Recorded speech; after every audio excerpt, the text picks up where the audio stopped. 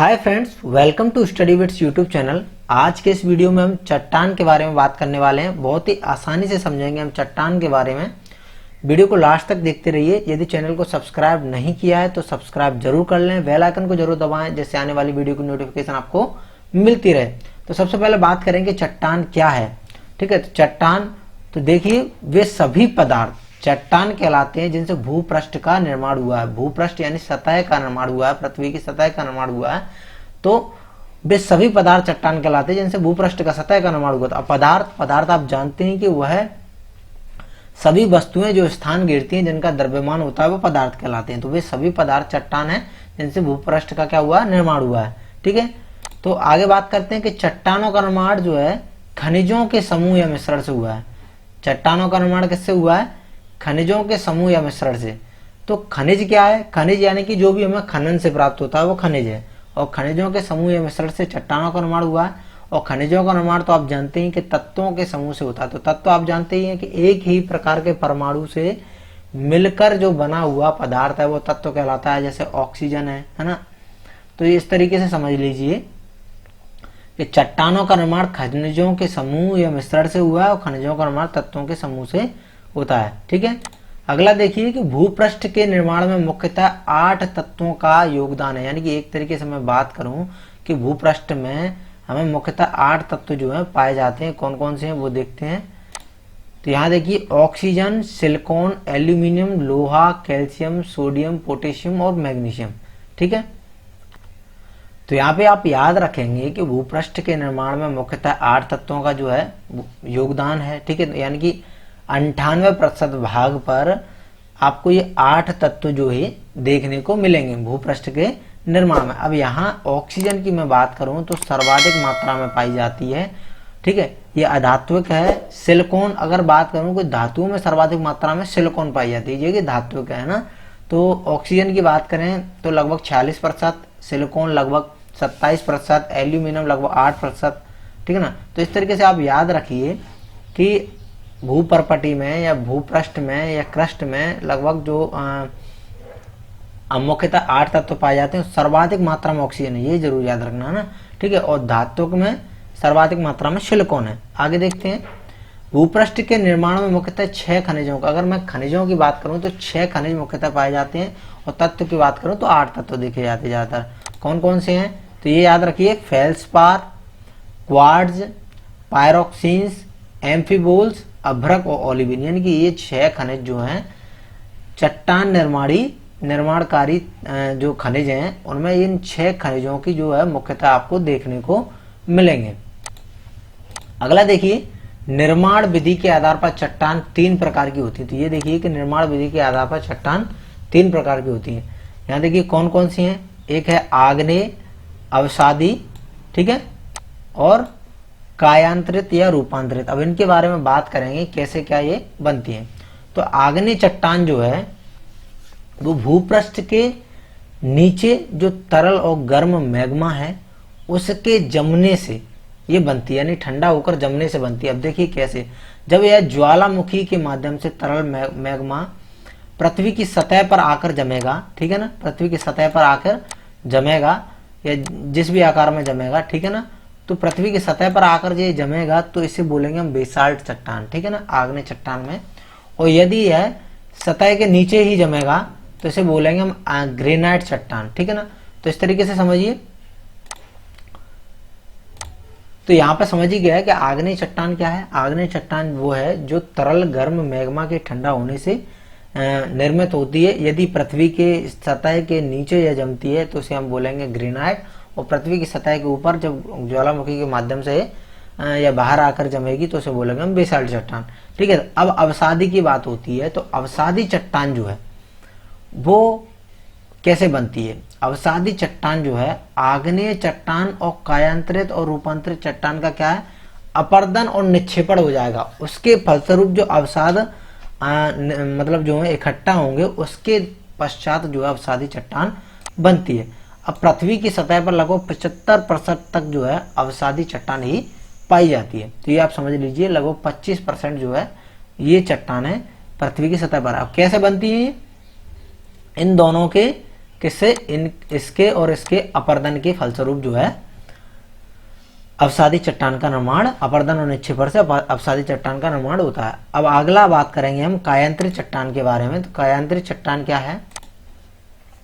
तो कायांतरित या रूपांतरित चट्टान जो है वो आग्नेय और अवसादी चट्टानों के दाब ताप परिवर्तन के फलस्वरूप जब इसका रूपांतरण हो जाएगा इन दोनों का, और ठीक है ना, इन दोनों का क्या होगा, रूपांतरण हो जाएगा, तो इन दोनों का रूपांतरण के फलस्वरूप जो है कायांतरित या रूपांतरित चट्टान बनती है। तो इस तरीके से समझ लीजिए, ठीक है।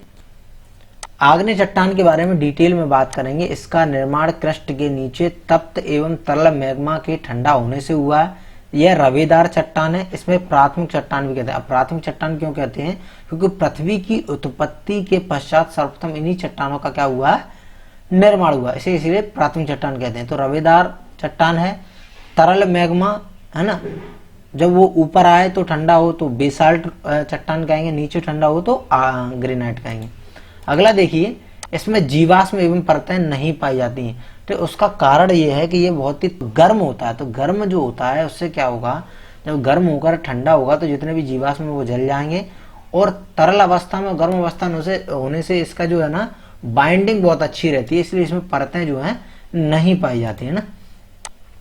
तो भूपृष्ठ का लगभग 90% भाग इसी से निर्मित है। अब बात दोनों की है, भूपृष्ठ की सतह पर कौन सी चट्टान विस्तृत है, यानी कि उसका विस्तार है, सतह पर कौन सी चट्टान का विस्तार है, तो 75% तक जो है अवसादी चट्टान पाई जाती है। लेकिन भूपृष्ठ के निर्माण में अवसादी चट्टान की हम बात करेंगे तो मात्र 5% जो है अवसादी चट्टान का योगदान है, और भूपृष्ठ का लगभग 90% भाग जो है किससे निर्मित है, वो आपका जो है आग्नेय चट्टान से निर्मित है। अगला देखिए, आग्नेय चट्टानों में विभिन्न प्रकार के खनिज पदार्थ पाए जाते हैं, यानी कि ये बहुत ही बहुमूल्य पदार्थ हैं जो आग्नेय चट्टान से हमें प्राप्त होते हैं। तो ये खनिज पदार्थों की दृष्टि से, बहुमूल्य पदार्थों की दृष्टि से बहुत ही महत्वपूर्ण चट्टान है। सोना जो है आग्नेय चट्टानों में ही पाया जाता है। चांदी देखिए, है ना, तांबा, ठीक है, इस तरीके से देखिए, लोहा, जस्ता, सीसा, क्रोमियम, तो ये याद रखेंगे आप, सोना, चांदी, तांबा, लोहा, जस्ता, सीसा, क्रोमियम, ठीक है ना, इस तरीके से याद रखिए कि आग्नेय चट्टान जो है, ठीक है, पदार्थों की दृष्टि से, बहुमूल्य पदार्थों की दृष्टि से क्या बहुत ही महत्वपूर्ण चट्टान। अगला देखिए, इसे 2 भागों में विभाजित किया गया है, ठीक है, तो ये देख लीजिए, तो वो मैंने बताई आपको, आंतरिक आग्नेय, बाह्य आग्नेय, ठीक है ना, इस तरीके से। फिर आंतरिक आग्नेय में भी रहता है पातालीय आंतरिक आग्नेय, है ना, मध्यवर्ती आंतरिक आग्नेय, तो यानी कि जो ज्यादा गहराई में हो और कुछ दरारों और छिद्रों के बीच में हो, या मध्यवर्ती क्षेत्रों में हो, तो इस तरीके से है। लेकिन इतना डिटेल में जाने की जरूरत नहीं है। यहाँ पर आप ये देख लीजिए कि आंतरिक आग्नेय चट्टान और बाह्य आग्नेय चट्टान, ठीक है। आंतरिक में मैंने बताया ग्रेनाइट और बाह्य में मैंने बताया बेसाल्ट, ठीक है ना। तो आंतरिक आग्नेय है जो, इसे ज्वालामुखी चट्टान भी कहते हैं, ठीक है ना, सॉरी, बाह्य आग्नेय चट्टान को हम ज्वालामुखी चट्टान भी कहते हैं, ठीक है। क्यों? क्योंकि ज्वालामुखी के से जो लावा बाहर आएगा, ठीक है ना, इसे लावा का पठार भी कह सकते हैं, ठीक है ना, क्योंकि बाहर आया लावा ज्वालामुखी के माध्यम से, ठीक है। तो इस तरीके से समझ लीजिए। अब यहाँ पर हम जो है आग्नेय चट्टानी पिंड जो है इनके बारे में बात करेंगे। क्या है आग्नेय चट्टान? देखिए क्या होता है कि जब मैग्मा जो है अलग अलग आकृति में जमता है, ठंडा होकर जमता है, तो उन आकृतियों के आधार पर, तो अब है तो वो आग्नेय चट्टानी पिंड है, ठीक है ना, आग्नेय चट्टान के पिंड है, आकृति के आधार पर उनको नाम दे दिए गए हैं, तो उन्हें हमें समझना है। क्या है? एक तो होता है लेकोलिथ। लेकोलिथ को समझेंगे। क्या है लेकोलिथ? जब मैग्मा, ठीक है ना, जब मैग्मा जो है नीचे से ऊपर की ओर क्या देता है, ऊपर की परतों पे क्या देता है, दबाव डालता है, तो इस तरीके से जो है मैग्मा ऊपर उठता है, फिर उसके पश्चात जो है इस तरीके से, ठीक है, इस तरीके से ये देखिए, तो ये छतरीनुमा आकृति बन रही है, ठीक है ना, ये छतरीनुमा आकृति बन रही है। तो इस तरीके से जब छतरीनुमा आकृति बनेगी ना, ठीक है ना, और मैग्मा, तरल मैग्मा ये ऊपर, जब ऊपर की परतों पर क्या दे रहा है, दबाव डाल रहा है, ऊपर की ओर उठ रहा है, तो छतरीनुमा आकृति बनेगी, तो फिर क्या है, वो लेकोलिथ कहलाएगी, ठीक है ना, लेकोलिथ। यह आकृति क्या है, लेकोलिथ। तो इस तरीके से याद रखिए कि लेकोलिथ आकृति आपको समझना है कि इस तरीके से होगी। अब बात करेंगे हम फेकोलिथ। क्या है फेकोलिथ? फेकोलिथ में क्या है कि लहरदार जो है, ये सभी क्या है कि आप ये समझ लीजिए कि आंतरिक भाग, पृथ्वी के आंतरिक भाग में इन आकृतियों का निर्माण हो रहा है। ठीक है, तो इस तरीके से लेकोलिथ समझ गया। अब फेकोलिथ, फेकोलिथ क्या है, लहरदार आकृति में जो है इस तरीके से पृथ्वी की सतह के अंदर जो है जमता है। अब बात आती है कि लहरदार आकृति से याद कैसे रखेंगे, फेकोलिथ, यानी कि किसी चीज को हम फेंकते हैं, तरल चीज को फेंकते हैं तो वो क्या किस तरीके से जाती है, वो लहरदार आकृति में जाती है। तो इसको इस तरीके से याद रखिए, ठीक है ना, ऐसे याद रख सकते हैं, फेकोलिथ लहरदार आकृति में जो है जाती है। तो अगला देखिए लोपोलिथ, लोपोलिथ और लेकोलिथ। तो लेकोलिथ जो थी वो छतरी नुमा थी, लोपोलिथ क्या है, ये तस्तरी नुमा है। ठीक है ना, ये कैसी आकृति है, तस्तरी नुमा आकृति है। अब तस्तरी समझ ही गए आप, तस्तरी नुमा आकृति है। ठीक है ना, ये तस्तरी नुमा आकृति है। अगला देखिए बैथोलिथ। तो बैथोलिथ ये एक बहुत ही बड़ा आग्नेय चट्टानी पिंड है। ठीक है ना, ये गुंबदा आकार का होता है, गुंबदा आकार का होता है, बहुत ही बड़ा आग्नेय चट्टानी पिंड है, गुंबदा आकार का होता है। ठीक है ना, तो इस तरीके से समझ लीजिए। तो बैथोलिथ जो है आग्नेय चट्टानी पिंड है और कहाँ, पृथ्वी की आंतरिक सतह में रहता है और गुंबदा आकार का होता है। ठीक है ना, इस तरीके से बैथोलिथ को याद रखेंगे। अगला देखिए सिल की बात हो रही है, सिल। तो सिल एक आग्नेय चट्टानी पिंड है जो कि भूपृष्ठ की समानांतर, सतह के समानांतर जो है, समानांतर यह आंतरिक भागों में जमता है, यानी कि इस तरीके से समानांतर। ठीक है ना, इस तरीके से डायक जो सिल जो है समानांतर भागों में जो है जमता है, यानी कि सिल आप जानते ही हैं कि इसको याद रखने का तरीका मैं एक बताता हूं आपको कि पुराने समय में, आजकल तो लोगों के घर में मिक्सर है, लेकिन पुराने समय में जो है सिल बट्टा रहता था जिसके माध्यम से जो मसाले वगैरह पीसे जाते थे, तो वो इस तरीके से होता था। ठीक है ना, तो उससे आप याद रख सकते हैं कि ये एक आग्नेय चट्टानी पिंड है जो कि सिल की तरह जो है आंतरिक भागों में जो है समानांतर जमता है इस तरीके से। ठीक है ना, इस तरीके से जमता है। तो अगला देखते हैं, डायक की बात होगी। डायक जो है लंबवत जमते हैं, ये लंबवत इस तरीके से दरारों में, है ना, इस तरीके से जमते हैं, ये लंबवत है ना, तो इसे हम डायक कहेंगे। तो इस तरीके से आप याद रख सकते हैं। 2-3 तो आपको याद करने का सही तरीका, जैसे फेकोलिथ है, बैथोलिथ भी आपको याद होगा अच्छे से, है ना। ठीक है, सिल भी हो जाएगा, डायक भी हो जाएगा। लोपोलिथ और लेकोलिथ का भी याद रख सकते हैं कि एक छतरी नुमा, एक तस्तरी नुमा। ठीक है, तो इस तरीके से समझ लेना है, बहुत मुश्किल नहीं है, मतलब आसानी है और याद रखेंगे, अक्सर पूछ लिया जाता है यह प्रश्न। अगला देखते हैं कि बाहा आग्नेय चट्टान। बाहा आग्नेय चट्टान जैसे ज्वालामुखी चट्टान, जैसे बेसाल्ट चट्टान बता ही दिया मैंने। अगला देखिए अवसादी चट्टान के बारे में बात करेंगे। इसका निर्माण आग्नेय और रूपांतरित चट्टानों के अपरदन और निक्षेपण के फलस्वरूप हुआ। तो बताया मैंने कि रूपांतरित और आग्नेय चट्टान का जो अपरदन और निक्षेपण होगा उसके फलस्वरूप जो चट्टान निर्मित होगी वो अवसादी चट्टान है।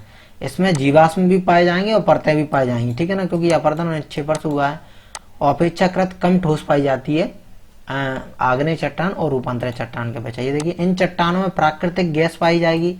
ठीक है ना, कोयला के भंडार, खनिज तेल, क्योंकि जीवाश्म होते हैं तो जीवाश्म से ही जो है दबने से, जीवाश्म जब इन परतों के बीच में फंस जाते हैं उनके पश्चात जो है प्राकृतिक गैस, कोयला के भंडार और खनिज तेल वगैरह निर्मित होते हैं। तो इस तरीके से समझिए।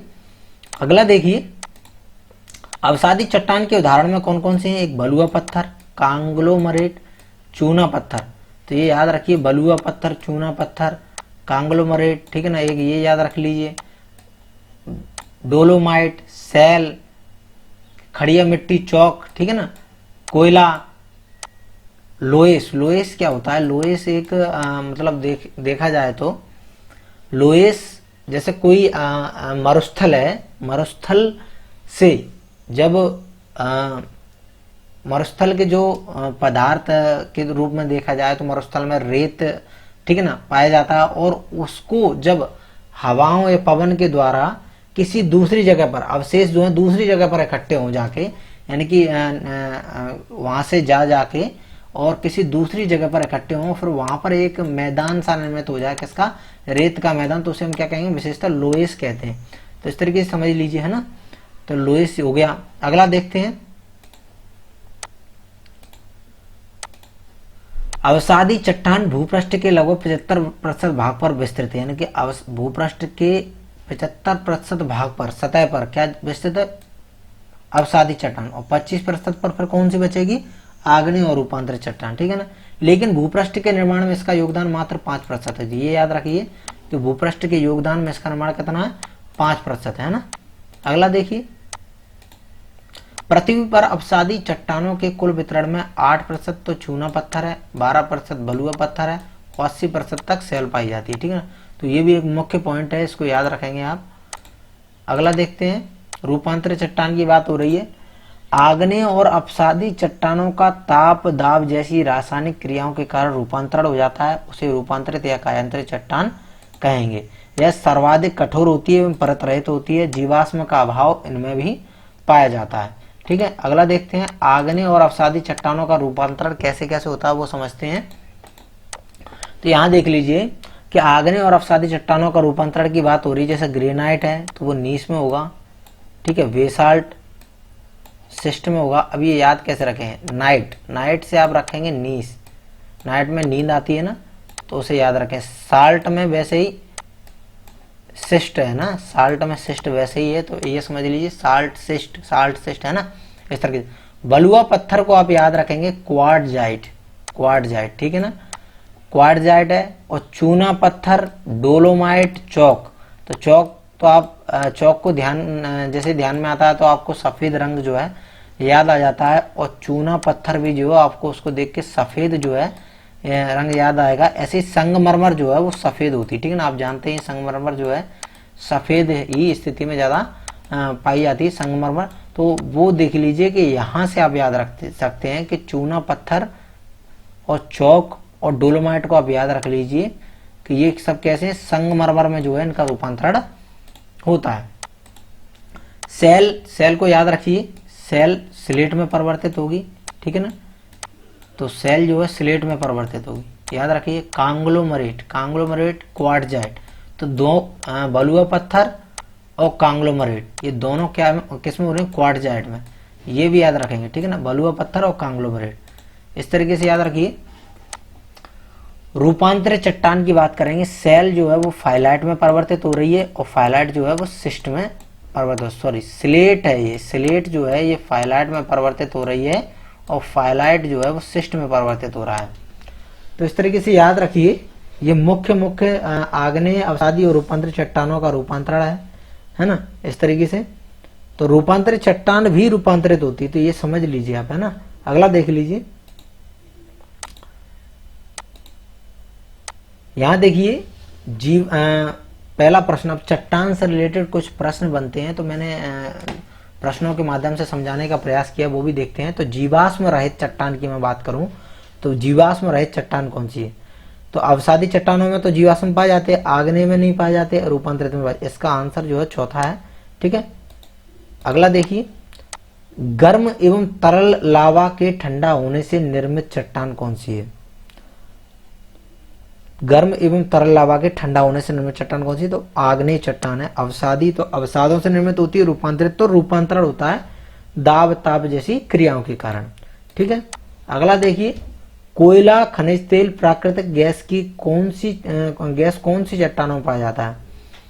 जिनमें जीवाश्म पाए जाएंगे उनमें यह पाया जाता है। जीवाश्म वाली चट्टान कौन सी है? अवसादी चट्टान है, तो इसका सही आंसर है अवसादी चट्टान। अगला देखिए, ग्रेनाइट चट्टानों का रूपांतरण किस प्रकार की चट्टानों में होता है? तो मैंने बताया था कि नाइट से आप याद रखेंगे, तो नाइट से नीस, यानी कि नीस में होता है, ठीक है ना। बेसाल्ट का सिस्ट में होता है, ठीक है। स्लेट का फाइलाइट में होता है ना, तो इस तरीके से याद रखिए। अगला देखते हैं, आग्नेय अवसादी और रूपांतरित चट्टानों का रूपांतरण के बारे में बताना है। जैसे बलुआ पत्थर के बारे में मैंने बताया, तो बलुआ पत्थर जो है क्वार्टजाइट में होता है, चूना पत्थर संगमरमर में होता है, तो कांग्लोमरेट जो है वो भी क्वार्टजाइट में होता है, फाइलाइट है वो सिस्ट में होता है। तो इस तरीके से याद रखेंगे। इसका आंसर जो पहला सही बनेगा वो कौन सा बन रहा है?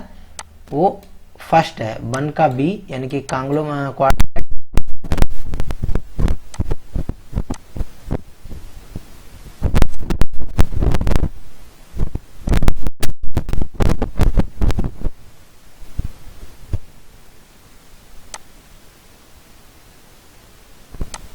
मिलते हैं अगले वीडियो में। वीडियो को लाइक जरूर करें, चैनल को सब्सक्राइब करें बहुत बहुत धन्यवाद।